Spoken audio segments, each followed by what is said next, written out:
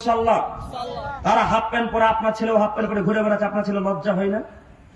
বলেন তো দেখি, পুরুষদের লজ্জা স্থান কোথা থেকে কোথা পর্যন্ত? নাভি থেকে হাঁটুর নিচ পর্যন্ত।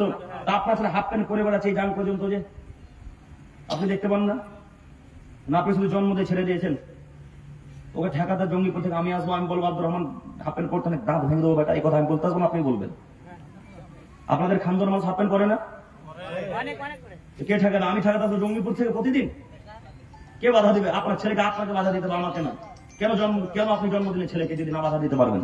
সম্মানিত যুবক ভাই, হাফ প্যান্ট আজকে থেকে আর করবো ইনশাল্লাহ।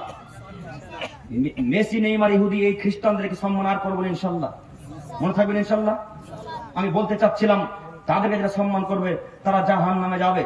কেমন করে? আল্লাহ নবী বললেন, মান তাসাব্বাহা বিকওমিন ফাহুয়া মিনহুম। তোমাদের মধ্যে যদি কোনো মানুষ কোন জাতিকে অনুসরণ করে চলে, তোমাদের মধ্যে যদি কোনো মানুষ কোন জাতিকে অনুকরণ করে চলে, তাহলে তারা যেখানে যাবে তোমরাও সেখানে যাবে।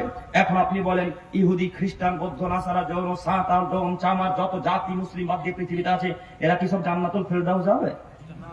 কোথায় যাবে? জাহান্নামে।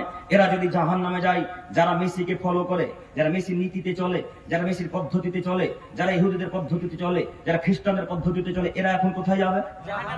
জাহান্নামে। আজকের পর থেকে তাদের মুখে লাথি মেরে এখান থেকে তওবা করে দেবো ইনশাআল্লাহ।